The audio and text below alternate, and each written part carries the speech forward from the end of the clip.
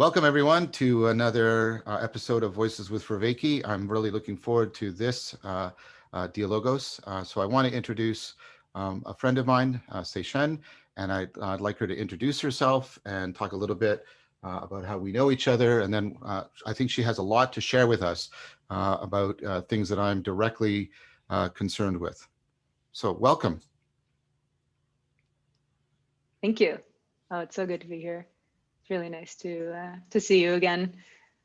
So the way that you and I know each other, of course, is I suppose it was more than a year ago, almost two, maybe a year and a half ago, that we started being in a circling group together. We met through Peter Lindbergh. Mm-hmm. And that was, from what I remember, that was kind of when you became interested in circling type things. And so we formed this really beautiful private circling group in Toronto, which we did every 2 weeks. I really miss that. Me too. And a Me lot of too. really interesting and beautiful explorations there.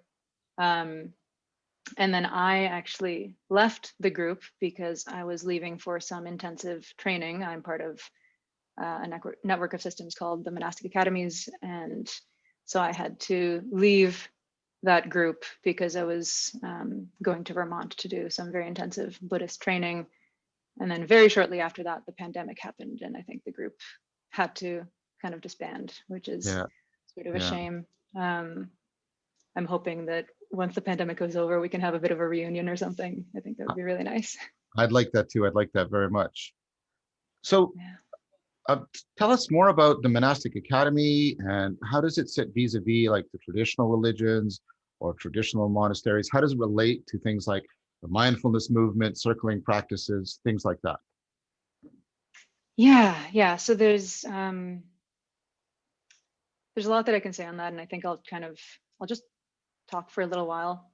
Please, feel free. And yeah, and then I think from that there's going to be a lot of threads, and we can just see where it takes us. Yeah. Um, so, like I said, I'm part of a network of organizations called the Monastic Academies, and you could say that we're kind of modern monasteries. So historically, monasteries have been institutions where people would go to have kind of some seclusion from the modern world and to rigorously hone the kinds of skills that are actually quite difficult to hone when you're Mm, entangled in modern society. So skills like wisdom, self-knowledge, compassion, clarity of mind, skills that expand our, as you call it, our salience landscape, right. and make us more empowered, that make us less confused, less susceptible to deception, both from the world outside and from our own Mm, internal workings. And of course, that's the dichotomy of the outer world and the inner world isn't exactly true. And I'll go a little bit more into that in a little bit. But the point is that these are places where we train things that are otherwise quite difficult to train when we're entangled with our modern ways of life. right. So already we can kind of see how incredibly important that kind of institution is, having access to something like that. We don't learn things like this in school. We No, don't no. learn things like this in our families in Yeah. general. And this is a kind of knowledge that's been historically sort of lost to us, at least here in the West. Uh, and you've talked in your series about the four ways of knowing, which I love Mm, looking at it yeah. through that frame. And so I'll just quickly go into that. I imagine people who are listening to this are familiar with that, but Please, please. yeah. So there's propositional knowing, which is the intellectual knowing, knowing that something is Yeah. true, having beliefs, and so on.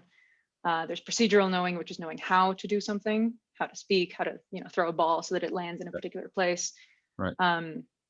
There's perspectival knowing, which is situational awareness, Yep. Yep. or again, salience landscape, knowing through your particular state of consciousness. Right. And then there's participatory knowing, which is a little bit what I mentioned before about there's us and there's the world, and we're kind of fitted to each other in a particular way. You called Yes. it the agent arena relationship. Right. So the way that we participate in creating that world, the way that that world creates us. Excellent. Um, Yeah.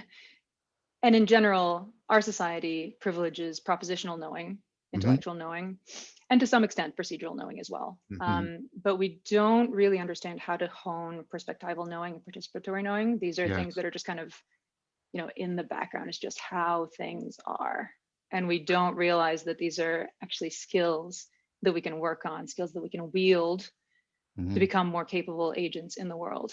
Right. Um, and I think part of becoming more mature human beings is actually learning how to grow our agency in these ways. So I would argue that monasteries are actually institutions that allow us to do exactly this, to connect with and hone the ways of knowing that have largely been lost to us over the years.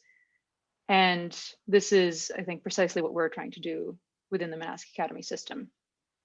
So historically, monasteries have adapted to serve the culture that they're in. Right. So in the case of Buddhism, for example, the Buddhism that you'll find in Japan is different from what you'll find in Tibet, which is different from China, and so on. So it's really important for a monastic institution to be relevant to the culture that it's in. And so what we're trying to do is create monasteries or monastic institutions that are relevant for our modern Western world. So, modern minds have modern problems. Taking what existed 2,600 years ago in the time of the Buddha, trying to do the exact same thing is unlikely to be effective. So Right. we kind of have Right. to be agile and adaptable. So I'm so excited about this. um, By the way, so just we draw in very quick interruption. Your good. explication of the four kinds of knowing was beautiful. It was excellent. So thank you for that. Please continue. Great, thank you. Yeah, so if a monastery isn't relevant to the world that it's in, then it doesn't actually have much of a point. So we have to figure out how to make this more relevant in our current Western world. So we draw in various practices, some from ancient Buddhism and monasticism, some from modern therapeutic learnings, some emerging experimental modalities, like circling, like what you Mhm. and I have done. And we bring this together into one curriculum, which people can take part in, and which kind of aims to create well-rounded, healthy, powerful, loving, compassionate, clear-minded people who can become the kinds of leaders that our current world desperately needs. Right. Right. And so we have various programs that are, they can be a week or 3 months or a year or more. And there's people who have been in the system for 5 years and counting. And the intention is to provide this way of learning, to have them train for some time, some period of time, and then to go back out and to serve the world in the way that is uniquely theirs, with clarity, with compassion, with agency. So there's a lot more that I can say about all that, but I'll kind of finish off with one more important thing. So currently we have 3 centers. There is the main center, which is in Vermont, which is called the Monastic Academy. The full name is the Monastic Academy for the Preservation of Life on Earth, or MAPLE. Yeah. And I haven't gone into this very much, but the preservation of life on Earth is actually precisely what the larger point of these organizations is. The way that we humans currently live is not at all in accord with preserving life. It's in fact destroying life at tremendous scales.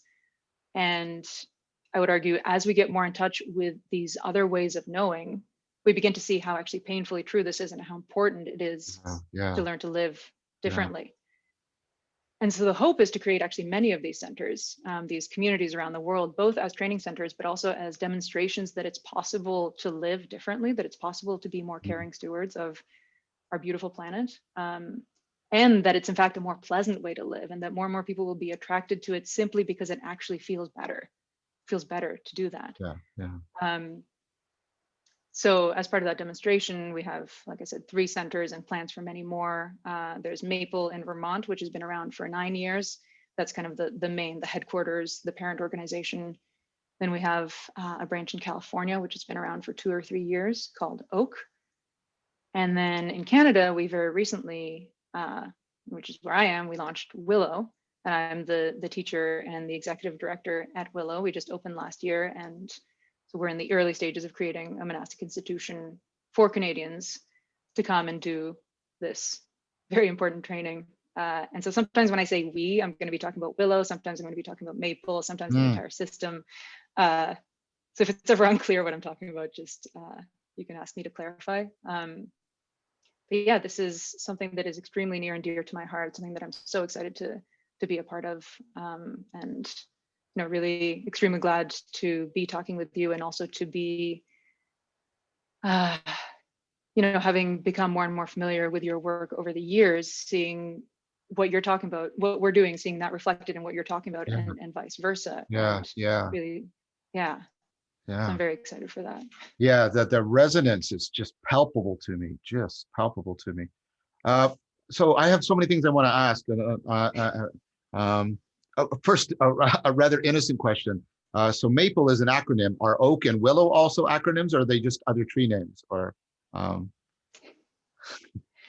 Uh, they're sort of acronyms. OAK is the Organization for Awakening and Kindness. oh, Um, Willow, it's so funny that you're asking this. So I don't like acronyms. I don't like backronyms. yeah. And so for a while I just refused to make one. And then I said, okay, I'll just like do a silly one and I'll never actually publicly use it, but here, this is what it is. So I can tell you what it is, but it's not official. It's weirdos intentionally living lives of wisdom. Oh, I think you should make that popular. I think that's excellent. I love that. I love that. That's excellent. I love that. So, Yeah, I told my teacher and he said, it's actually not bad. yeah, pretty good. So just some like questions about, or maybe obviously there's an ecology of practices going on, but I Yes. noticed that you've drawn two different terms together, and I wonder if that, like, if there's an intention there. Obviously, there's the monastic tradition, and like you, and I agree with you. We have a wisdom famine in our culture. We have no place where people can go to get the education or even the adduction of wisdom, and so and there's both Buddhist and obviously ancient Christian associations with that.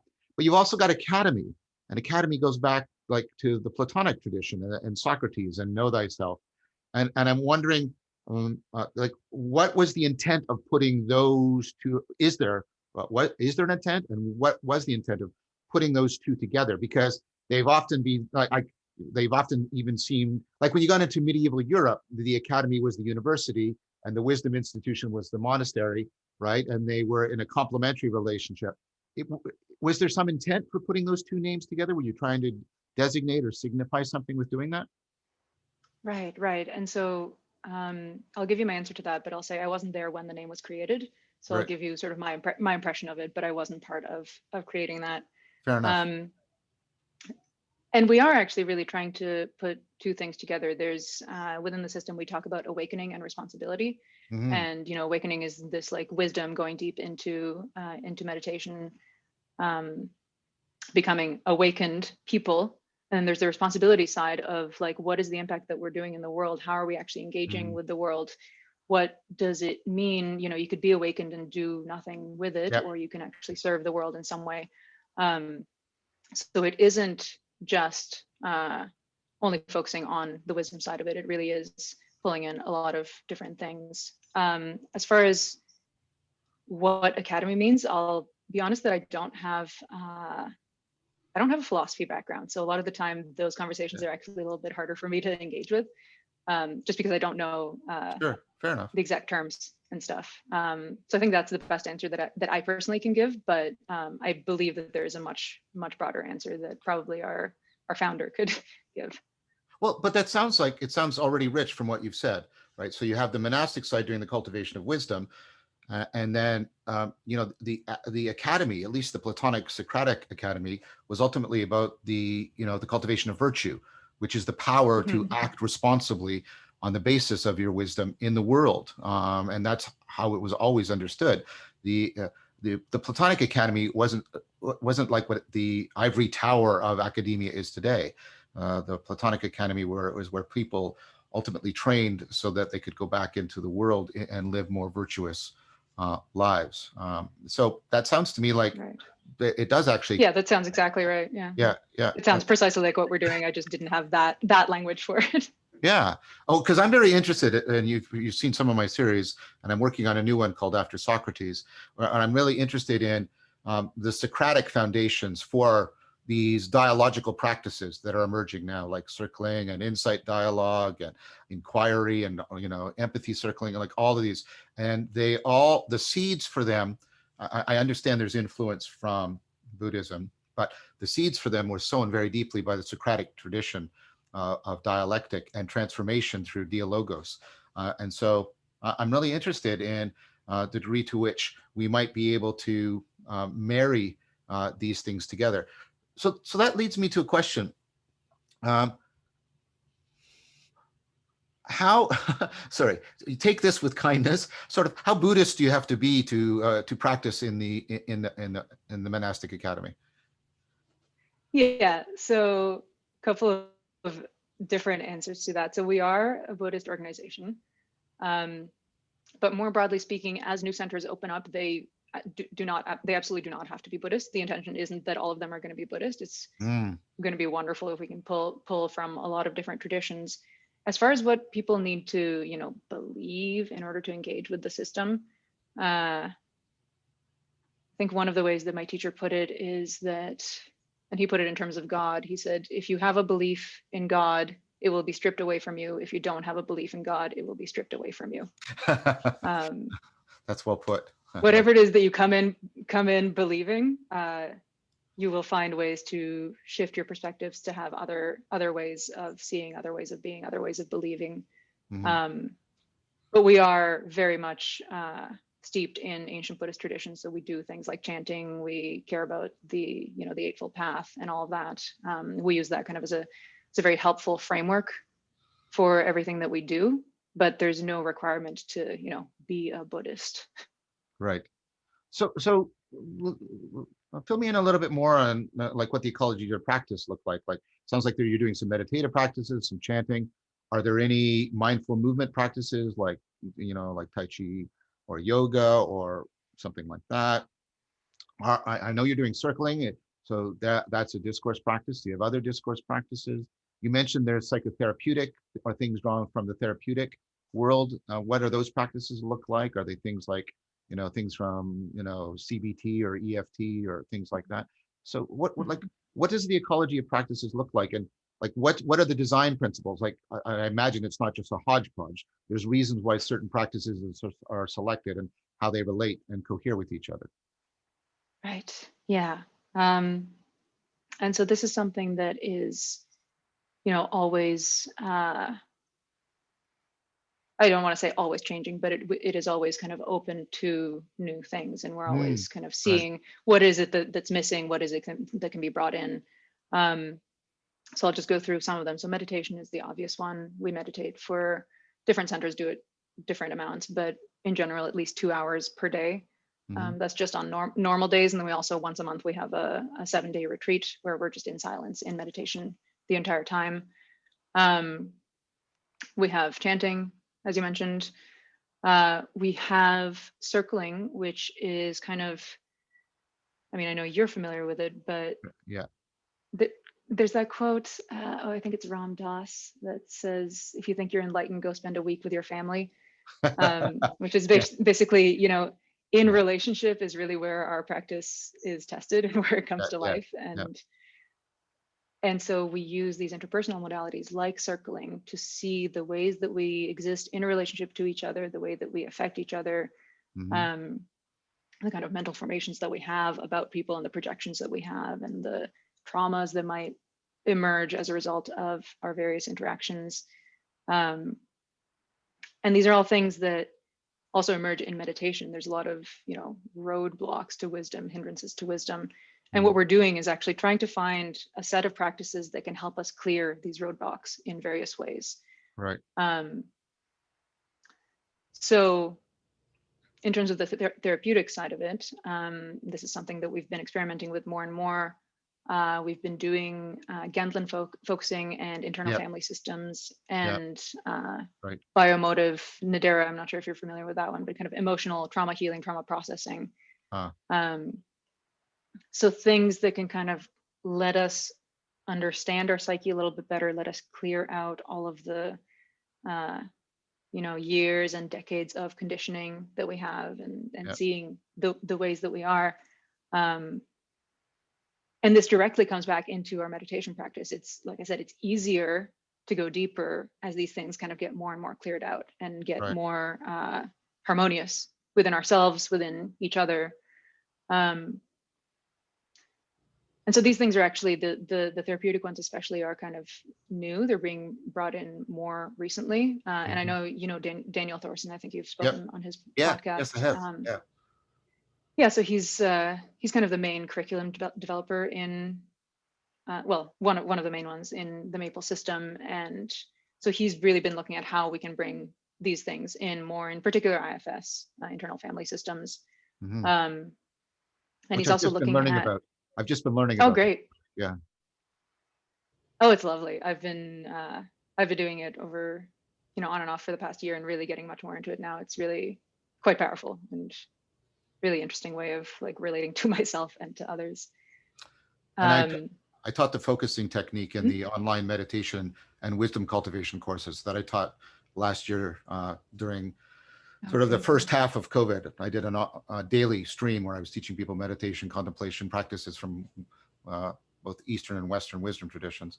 So some of the people watching this might have some familiarity also with focusing as a technique. Yeah, I've been really amazed at focusing. That was something that we actually brought that into Willow specifically, and it's just amazing how much it shifted things for people. We had a few days of just doing intensive Genlin focusing, and since then everything, well, not everything, but things really significantly changed Mm, for everyone in their practice and in the way that we relate to each other. It's just one of the people said, I always kind of thought of myself as this like collection of thoughts, and I just realized I have a nervous system. right, right, He right, spent right. 30 years not really connected to his nervous system. Yeah, this body. And Yeah, yeah. yeah, um, So so focusing has been amazing for that. And you asked about movement practices as well. We have every yeah, day we have an hour-long period of movement, right. but it's not defined what you have to do. It's just everyone can kind of choose for themselves. Some people do qigong, some people will go for a run or something like that. But it's just a Yeah, silent period to just be in the body, to try to right, work as vigorously as possible and just get right. into the body and away from this space for a little bit. Yeah, I think that's very important for participatory knowing, to get very deeply into the Yeah, body, and let that yeah. bottom up stuff happen rather than everything always being top down. Yeah, So, and that's something I'm really interested in exploring more, because right now it's kind of everyone can do their own thing, which is lovely, and that kind of lets people have a lot of choice, but also a lot of people kind of don't know what to do with it. So I'm really curious to see over the next while whether we might want to actually put in very specific things like qigong for everyone or yoga for everyone or something like that. I don't know. That's just something that's kind of on my mind. one of the advantages of things like Tai Chi Chuan is that, of course, you can do the individual form, and it has a lot of benefits to it, flow induction. But then you can also do things like together, like martial arts. I don't mean like you necessarily have to spar, but you can do. It's also called circling, which is very confusing. There's circling practices in Tai Chi Chuan that you do with a partner and other things, and that's very interesting because it brings in some of the embodied aspects of interpersonal contact and makes you aware of like how you carry yourself in your body when you make contact with how another person is carrying themselves in their body. And that can often really sort of open people's awareness to levels of how they're identifying with their body that they're typically not paying much attention Yes. to. So that Yes. I found, like, there's sticky hands and circling. You don't have to fight with each other because that's going to wreck your insurance premiums for your for your monastery. But doing some of like those things where people can do and that the thing about Tai Chi too is also it has a similar thing because you do it individually, and then you also part of the practice is to try and stay in sync with other people. And we've already got Mm, experimental evidence that moving in synchrony with other people tends to synchronize the nervous systems between people and mm. open them up to each other at deeper levels. So I'm just suggesting that might be something you want to think about as valuable. And I'm really interested. Like it sounds like a lot of these practices sort of reinforce each other and mutually afford each Yes. other and unfold each other. And so the whole thing, my intuition is the whole thing starts to take on a life of its own. Like initially, Yes. I mean, this is what I find with ecologies of practice. Initially, you have to put an effort to get this going and this going and then make the connect. But at some point, instead of pushing, you're being drawn along because the thing starts to take on a life of its own. Are people finding that with the ecology of practices that you're doing? Oh yeah, definitely. And I think this is especially true at Maple because, like I said, they've been around for 9 years, so Right, they've had quite a while for trying these different things and seeing how they impact uh, everyone. And they're also a larger community. We at Willow are, 4 people. At Maple, there's somewhere between 15 and 30 people at any given right, time. right. Um, and so actually being in community is part of what affords seeing the effects of certain things because you Yeah, can't actually get away. I've talked about in the past, one of the benefits of monastic systems is that they're kind of inescapable. You're there and you can't escape. yeah, And of course, in the literal sense, you can just up and leave. But if you have committed yourself to that system, it actually allows you to like really stay with the effects of your actions. Um, and so that also lets us see from these different practices kind of the way that they impact both like on the individual level but also on the community level. So we can mm, see like this is something a lot of us with a lot of these practices you're kind of doing it on your own, but you can very quickly see how that impacts your relationships with other people. And you can see, I find with so the way that these different practices relate, I find with emotional clearing especially, sometimes I'll have a really hard meditation and then I do an emotional clearing session, and then I can just kind of just go into my meditation just so right, much more right, fully. right, right. That makes Um, perfect sense to me. Perfect sense. Yeah, yeah, and in a sort of on a slightly simple level, a lot of the things that distract us in meditation are like relational things of like, oh, I shouldn't have said that I feel bad about totally, this or whatever. totally, And totally. then through circling, you can actually work those things out and learn how Yeah, to like relate to people more effectively. And then there's just less stuff yeah, to like be taking over your mind during meditation. that, yeah. And vice versa. The mindfulness that you cultivate in Hmm. the meditation helps you step back and look at these things rather than being sort of automatically immersed in them in a sort of Right. unconscious fashion. So that makes a lot of sense. Right. And Go ahead. there's like a sorry, I'm so excited. No, no, Um, please, please, please. This is really good. yeah, yeah. So and I've seen this within the Willow community, this really lovely thing of like people in the past, people will clash and stuff, and they still do, but you start clashing and you just kind of go into that. You're just looking at the world through Yeah, that lens. yeah, Um, and then we introduced focusing, and then suddenly there's this thing that happens where someone will be like, oh, like a clash is maybe about to happen, and then one person will go, oh, I'm noticing like a lot of just rising yeah, energy right yep, here. yep. And it's so different to say that than to say I am angry with you. Not that it's saying I'm angry with you is bad, but just being able to step back in that No, way but and say like, oh, this is yeah, happening. yeah, yeah, yeah. Expressing it as a process rather than a predicate. I am Yeah, angry, but instead of that predicate, you say, I'm feeling like really tight in my chest and the and I can feel yeah. I'm trying in trying to bring more of that into my interpersonal relationships. That way of trying to relate to people and talk more from what's happening in me rather than saying making attributions directly and asking questions more often than making statements. It's hard to change these habits. um, and I think you're totally right. You need, maybe this isn't the right word, but maybe it is. You need the safety of what you like the monastic academy. Like you say, you need to be disentangled. So yeah, like you don't run an experiment where you try to manipulate all the variables at the same time because you just can't. It's too complex. And yeah, so if you'll, I hope this isn't an insulting analogy, but it's like what you're doing in a lab. You try and get rid of a lot of the extraneous variables so you can exactly. focus on the ones to see which ones, if I change this one, does this actually bring about the desired change? And you can't tell Right. when all of this is happening. You can't tell, well, is mindfulness making a difference? I don't know because of all of this kind of thing. I think, am I reading you correctly in saying that? Absolutely. Yeah. Yeah, yeah. And I mean, I do personally think of it as kind of a laboratory condition type of thing Right. because Right. every day is actually, in some ways they're different, but in some ways they're very much the same. We're on a strict schedule. Every morning we get up at this time, we chant, and then we meditate, then we exercise, then we eat, then we work, then we do chores, then we have free time, and then we have an evening activity, then we meditate, then we chant, then we go to bed. Right. Right. And it's always kind of the same thing. And um, I mean, it's helpful in kind of even mundane things when I notice, like, oh, if I eat at this later time of the day, I actually feel this particular way. I can like Right. have block Right. conditions Right. even Yeah. to Yeah. that level. Yeah.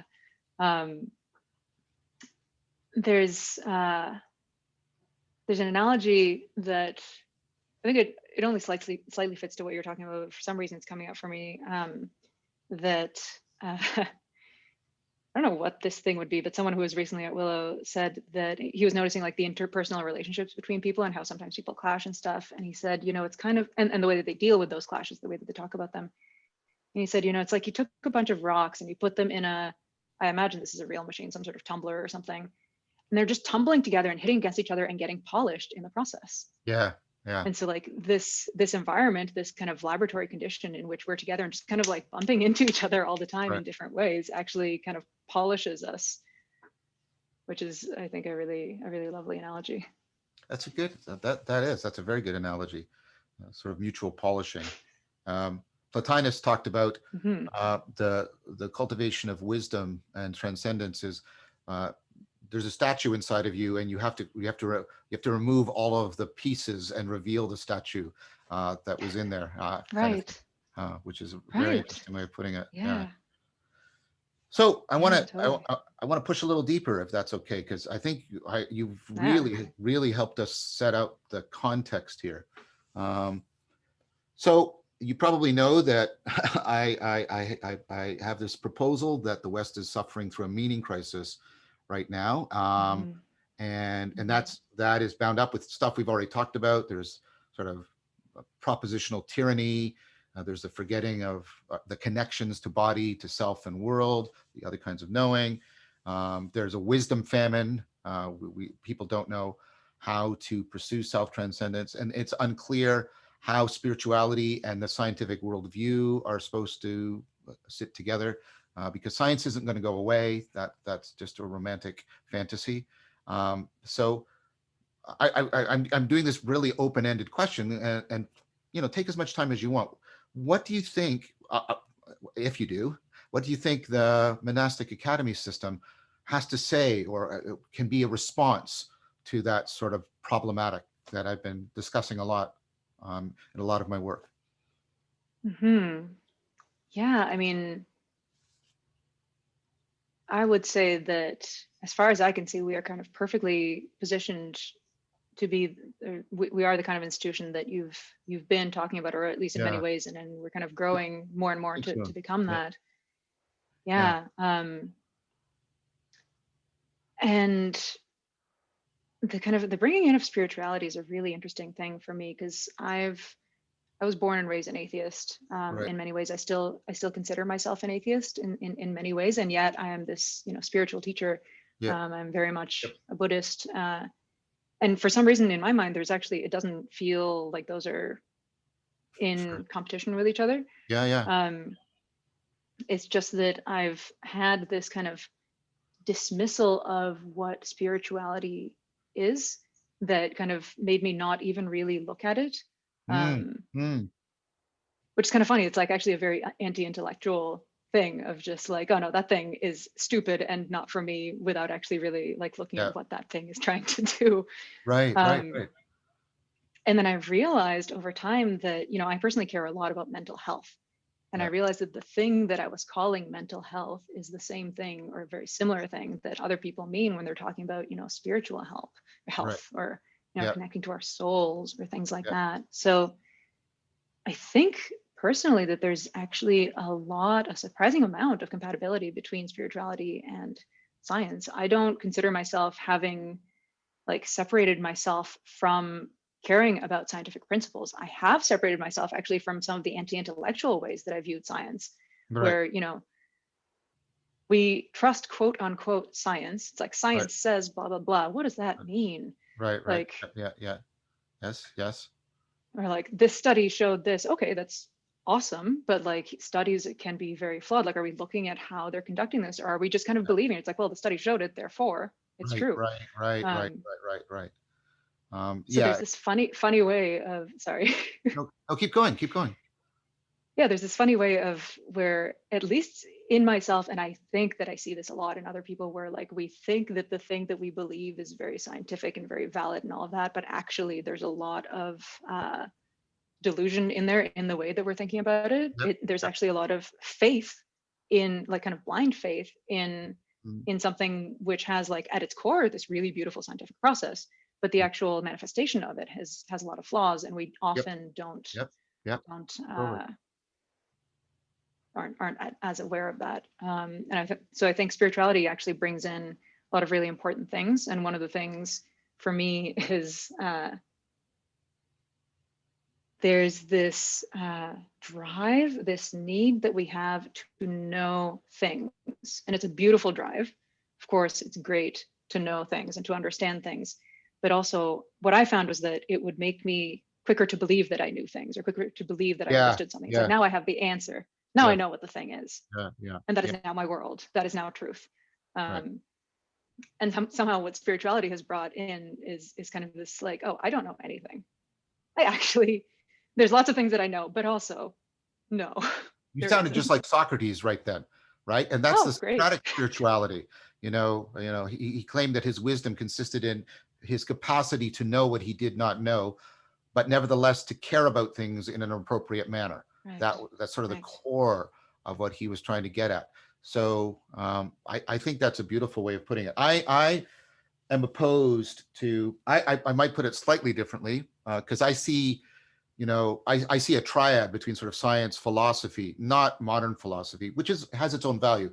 I mean, like what I was talking about with Socrates and Plato, the cultivation of wisdom, Mm-hmm. right? The love of wisdom and science. And I'm becoming increasingly critical, although I am a scientist and I love practicing science. I'm becoming increasingly critical of unphilosophical, in both senses of the word science, people who practice science without a philosophical framework, without in both the modern sense of philosophy, the critical reflection on, and also the ancient sense. Well, how are you training wisdom? I mean, one of the things if you wanted to be a really good scientist, you know what you should be? You should not just have good training in your stats and your experimental design. You should also get this machinery really well trained. You should be a wise individual, a person and science is done in community. You should have developed your interpersonal abilities. There's this taps into a longer argument that people are making right now about what's called epistemic responsibility, thinking of knowledge not just as the possession of a thing, but how we are responsible and how we are Yes. virtuous to each other in the ways in which we know. And so for me, that's something, and I'm going to bring that in again into the next series, the After Socrates. But that just leads to the question, and I'm I'm Socratically open, I'm not expecting an exhaustive. What do you mean when you say wisdom? And you've got attendant things you say. You talk about a kind of clarity, a kind of connectedness, and and tapping into the other kinds of knowing. So what does that term? And it sounds to me like that's right. That you said the two things are wisdom and responsibility, and that's, by the way, why that thing about epistemic responsibility is so it bridges between them. But what is wisdom? Yeah. So the two things were actually awakening and responsibility. Oh, I'm sorry. And yeah, and then we have this other thing that we talk about, which is the three facets, which are wisdom, love, and power, and Ah, they okay. all Yeah, yeah. interact with each other. And of course, I mean, wisdom is, there's a lot of different definitions. I can give you some, but of course, it's all a little bit nebulous. But one of the ways that we define these three different things is in terms of perspectives. And so love is the ability to fully see from the perspective of another person. Ah, I see. Yeah. Power is the ability to hold to your own perspective and to have others kind of drawn to your perspective. Right, And right. then wisdom is the ability to drop all perspectives. Mm, mm. And so by extension, that actually means being able to also pick up other perspectives. So we have these frames that we look at. Wisdom is the ability to put down the frames. So And that it's like allows you then to pick up another one and pick up another one and so on. the field in which you can move frames around. Is that a way of understanding it? I think Yeah. that's a good way of putting it. And I mean, we really do. We have like the very strong Buddhist lean. So what we mean by wisdom and awakening is really the traditional Buddhist Mm. process of going towards enlightenment. And don't ask me what enlightenment is. I I won't. don't know. Yeah, that's fair enough. But I like this idea. I talk a lot. from my cognitive science work about framing and the way we're Hmm. constantly framing. But I do talk also about that ability. I think there's a continuum between insight, flow experiences, wisdom, and potentially Hmm. something like enlightenment. I'm going to be releasing a book on Hmm. that called Ecological Enlightenment soon, with Daniel Craig. But that idea, like that insight, is that ability to break a frame and put it and pick up an alternative frame, and you're in a Right. space that's, yeah, that I like that idea of wisdom being that space, that field. I want to say field, not just space, because space just seems sort of like there's no power to it. Where a field, to my mind, is like there's a space with that guides you, right? It's a guiding space. Maybe it's what I'm Hmm. trying to say. Kind of like what you get in Wu Wei with Tai Chi Chuan, so that you can Right. take, yeah, you can put down a frame, you can pick up frames, you can go into a narrative, you can move out of a narrative. And it was interesting the way you also did it in terms of the perspectives. So the word virtue actually originally meant power. That's why we Hmm. say in Hmm. virtue of doing something. And so Right. it was the ability to it was the power to exercise appropriate agency. And so Hmm. that sounds Hmm. like very similar. That's very cool. So when people come in and I know what your teacher said, if you come in believing in God, you'll lose that. And if you don't believe in God, you'll lose that. It sounds like a non-theism, which I think is really important right now. Um, I want to talk about that, but I want to talk about this other thing first. Is it also the case, because I've noticed when I've been teaching people in ecology of practices, and they come in with, sometimes when it happens, like you say, they come in with a particular religious tradition, and it'll be challenged for them, and they're not typically hostile about that. They don't, like, there's not resentment or something like that. But sometimes what people do is they'll say, I did all of this and now I appreciate Christianity in a way I never did before. Hmm. It's like just like we were talking about, they dropped a framing of Christianity, and when they picked up a new framing, they saw Christianity in a new way, and now it Yes. took to them much more deeply. Does that sometimes happen for people Oh coming yeah. into? Yeah, yeah, yeah. Definitely. Yeah. And actually at Willow, there's that has happened at Willow. Certainly it's happened at Maple, but I've seen it very clearly at Willow. One of our residents he was raised Catholic and kind of didn't really engage with that as much anymore. And he has said, as he has been at Willow doing these practices, he has come to appreciate Catholicism. He has come to appreciate what it means to his family. He has started going to church Yeah, sometimes with his family. This was pre-COVID, obviously.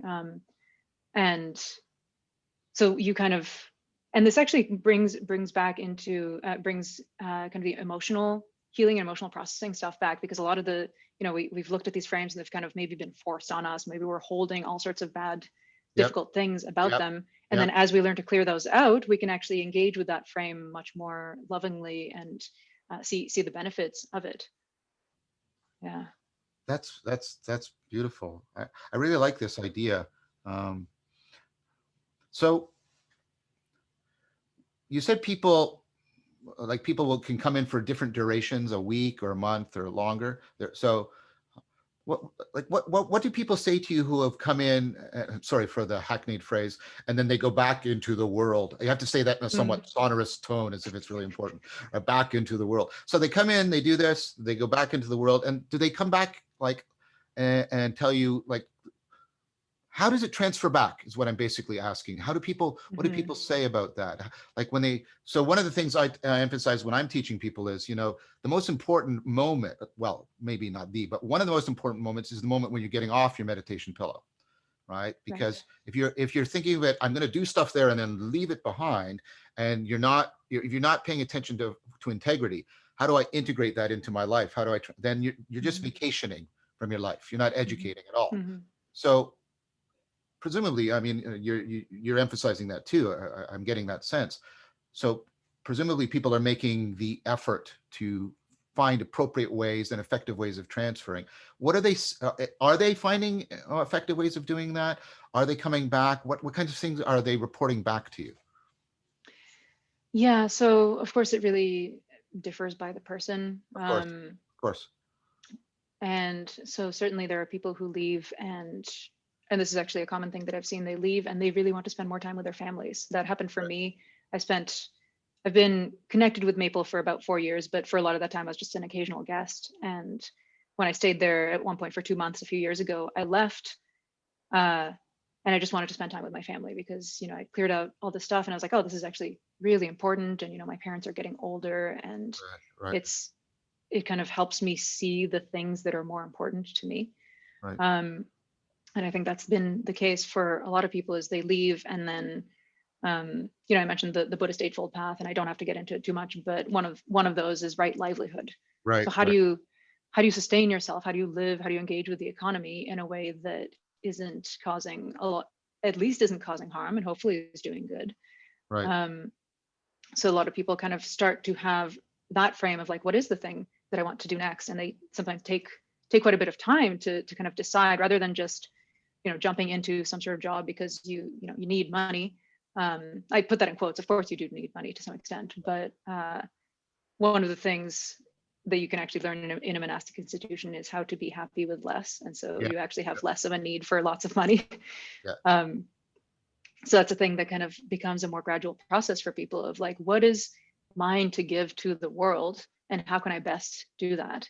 And for some people that means staying at the monastery and like proliferating this culture.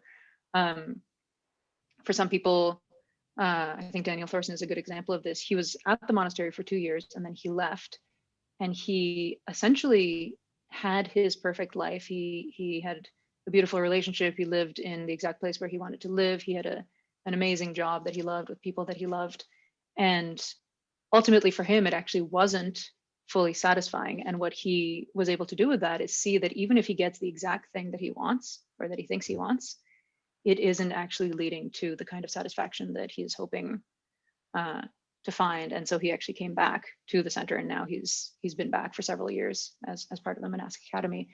Um, so I think that there's a way in which once you've spent time there, it kind of shifts your way of seeing the world and seeing your own actions um, in a way that you kind of can't ignore anymore. A lot of us, it's easy for us to kind of ignore because everyone is doing this thing where we just have jobs that are, you Yeah. know, you just have to have a job, and you kind of find ways to justify why that job is good, why it's doing good for the world. And maybe it is, I don't know, but um, it gets harder and harder and harder to lie to yourself. Yeah. And so you begin just to live more in integrity. And what happened for me personally is basically so I'm a software developer, and I've spent the last 10 years working for software startups. And I was gradually getting more and more, you know, I would go to Maple for a few days or for a week or a couple of weeks, a month. Um, and just by being there, just by going through like the guest training, I was kind of able more and more to see how much the way that I was living my life wasn't actually satisfying, that this wasn't what I wanted to be putting out into the world. Right. Um, and I told people when I actually went back to live there, I told people I'm doing this so that I stopped lying to myself. Right. And so many people were like, what do you mean? It Yeah. was just a very confusing thing. Yeah. Yeah. Um, and so I think that's one of the big things, is that it makes it much harder to lie to yourself about your actions and their impacts. So I think reducing self-deception in a Mhm. systematic and systemic way, I think that's central to any spiritual practice. If you're not doing that, I think you're going to fall into spiritual bypassing almost Oh inevitably. God. Almost inevitably. Yeah. Yeah. So I feel we've talked a lot about the awakening side, and forgive me, I misquoted you last time.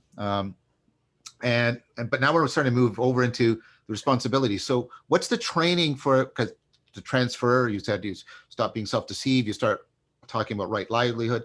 So what kind of training practices you do in order to bring people into, I don't know what to call it, a heightened sense of responsibility, the ability Hmm. to respond to the world and its needs more appropriately? What kind of things do you do on that side? Yeah, I'm glad you asked that. So one thing that this is a new thing that we're bringing in kind of more explicitly, is an ethical program. So a way to like explore our ethics, how they impact our Yeah, experience, right, the right, kind of ethical significance of particular emotions, um, which really guides the way that we act in the world. But in on the side of responsibility specifically, um, we are we're a nonprofit organization Right. and it needs to be run in a particular way. We have just responsibilities that we have within the organization. We have to, feed everyone. We have to keep the place clean. We have to do guest management. We have to do a whole bunch of different projects Right. and, accounting, things like that. And so people actually get placed in particular roles and Right. they learn particular skills that are going to then be applicable. The sorts of things that you would actually be able to put on a resume, for example, like Right. I Right. did, I was the accounting person for a year for like this big organization or whatever, or I took on this project that uh, I had to lead, 5 people, and I had to really see the way that my Mm. leadership impacts them, or my lack of leadership impacts them, or something like that. And so people are placed in situations where they just kind of have to take responsibility. They have to take leadership. They're also placed in positions where they have to take followership. Right. Right. Right. Um, And also and so fellow. this is actually, sorry, what's that? There's leadership, followership, and fellowship. Also working like Right. upward to your boss, downward to if you ever using hierarchical, and then but there's Yes. also working with other people in fellowship, right? Yeah. Yeah. Yes, exactly. And so this actually just like very purely, very easily comes out of the fact that we're just an organization that needs to run All right. and people need to run it. And so And so you everybody. just have to become that person who can do that. Um, and I think actually I'm sort of an interesting example of this where I was just like, this needs to exist. I want it to exist closer to my home in Canada because I live in Toronto. And I don't know how to run a monastic center, but this needs to exist and I'm the person who maybe can do it. So let's try it. And so Right. now I know how to be executive director of a nonprofit. That's not something that I ever had considered before. Thank you. Uh, but it's exactly that sort of thing where like you actually learn to have more confidence in your skills, in yourself. You learn to have the confidence that like whatever you're placed in, you can figure out how to be in that because it just needs to be done. That's cool. Can I ask you a Yeah. little bit more about the new ethical program? Because that also sounds very Socratic to me, where you're coming in and getting people to reflect on their states and the ethical implication, and if that, that's like I said, that sounds very, very Socratic to me. So what does that look like? What kind of practice is it? Or is it a set of practices? Right. So the thing with that one actually is that this has been in exploration at the Oak location for the last few months. Right. Daniel Thorson has been there working with them with that. And what's going to happen is actually in the summer, he's going to come to Willow and the two of us are going to be running, and I'll want to say a little bit more about this in a bit. Okay. The two of us are going to be running kind of an experimental program where we take all of these different ecologies of practice that have been in some ways explicit and in some ways less explicit. Ethics until now has been less Yep. explicitly something that's Yep. been a Yeah. thing, um, practice. And so we're going to run a 3-month program where we're actually combining all of them together very explicitly Oh. and seeing what happens. And so on the ethics side, I actually don't know because he's been running that, and I'm really Okay. curious to Okay. to bring that in. Yeah. Well, I'd love to. First of all, can I ask you to come back after that 3 months and we can talk about what that looked like and how that unfolded? Uh, that, Yeah, definitely. I'm also in like again, I don't want to presume on your resources, but it might be valuable to have somebody in there as sort of a trained observer of that, Mm, right? Somebody yeah. noting. I'm thinking of almost like an anthropologist doing participant observation, and noting things down and making observations, and asking people questions periodically, doing interviews, longitudinal, like Yeah. bring, a little bit more, I guess, science into it, just because that might. I mean, you're running, and again, I don't want to trivialize it, but you're running a really powerful experiment, and Yeah, absolutely. keeping very careful track of it, because I mean that's one of the things you do science. You collect all this data, and you think, and you're paying attention to this and paying attention to this, and when you get all your data, you go, oh, the thing I wasn't paying much attention actually turned out to be the really important thing. Right, That right, right. frequently happens, right? And so I'm Yeah, no, that would be amazing. yeah, yeah, it'd be good to have somebody who could come in and observe and note and write things down. Yeah, if you could get someone to do that, that'd be fantastic. Yeah, so maybe this might be a good time for me to say just a little bit more about that summer program because Please, I have please. the sense that people who are, listening to this are probably going to be quite interested in these sorts of things. I think so too. I think so too. Yeah, and so basically this summer we don't know the exact dates yet, but it'll probably be July to September. We're going to be running this kind of experimental program, and we're looking for 5 people actually to join. And so it's going to be completely full-time, on-site, monastic, very intensive training, going through all of the different ecologies of practice. And ideally, the kinds of people that we're looking for are people who have, done some amount of this work already and are kind of Yeah. on that path very much, and may even be interested in helping to stay on at Willow for longer, for like a year or more, to really hone Yeah. our program and continue the organization thriving. So we're actually we haven't opened applications yet, but we're going to open them in a few weeks. And so if the people who are listening to this are interested actually in joining this program, and maybe someone as a participant observer who can write these things, track these things, they can go on growingwillow.org/summer 2021. I actually wrote that down so that I can just put it up for people to see. Well, you can also send me all of this, and I'll put it in the Great. notes for the video. I'll also Oh, broadcast great. it on all of my platforms so that you'll Wonderful. be reaching around at least 50,000 people. This will get out to. Right. So Yeah. Yeah. So, I mean, I'm very, very excited to see how that summer program goes. And I'm excited to see the kinds of people we get, the kinds of applications we get. I'm also, and this is separate, but I'm just excited for it. In a few weeks, I'm going into a solitary cabin retreat for about 2.5 months. oh So basically from now until that summer program starts, almost, I'm just going to be alone in a cabin, talking only with Soryu every once in a while. yeah. So you mentioned that maybe I should come back after the 3-month experiment, but also it's like, I don't know who I'm even going to be after these 10 weeks in a cabin. So I'm really excited for that. Yeah.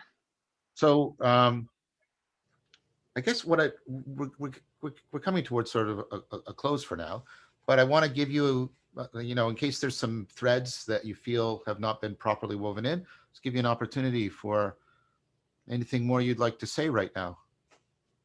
Yeah, thank you. So of course, the summer program is one important thing. And if people are interested just in what we're doing in general, they should absolutely feel free to get in touch with me, ask any questions that they have. One thing that is, of course, something that we have to contend with is the fact that in order to exist, we have to have money. And so we're also looking for people who are able to support us in whatever way they can. We have a crowdfunding campaign right now on our website, growingwillow.org. And so if anyone is interested in supporting these types of institutions, it's really, that's been, I don't know if I would say a struggle, that's maybe slightly too strong of a word, but it's a really hard thing to like be doing all of these things and also have to be like, okay, but do we have enough money to put food on the table for the next 3 months? Yes. So that's one thing that I kind of want to put a call out for is for those who have the means and who really want to support these kinds of institutions. I would very much welcome any generosity that people are able to provide. Totally. What you're doing is absolutely important, and I encourage anybody who wants to support the Monastic Academy in a financial way, whatever way you want. Just please get in contact and make a donation. I think the work that Seishin is doing is really important. It's really needed, and I think she's correct. It's so consonant with a lot of the stuff I've been talking about and searching about and writing about, and also trying to practice. And so, I don't know if this matters to you or not, but I'm fully endorsing what you're doing. I think it's excellent and important work. Thank you so much. It does matter. Okay. It matters a lot. I really appreciate it. Well, good.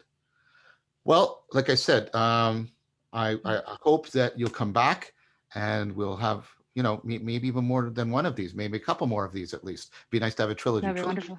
Trilogies seem nice for some reason. I wish you the best for both, for your period of solitude and for the summer session. And I really want to be kept in the loop about this stuff, please, because I think it's important.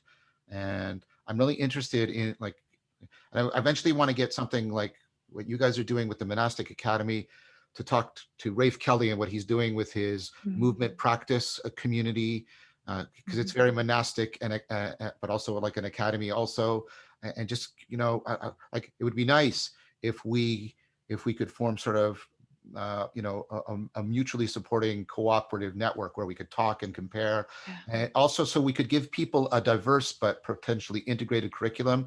Maybe they go to the monastic academy, do certain things, and then they realize that maybe they really need to get more into the body, and then they can go work with Rafe, things like that. Yeah, So that is such a beautiful future to envision.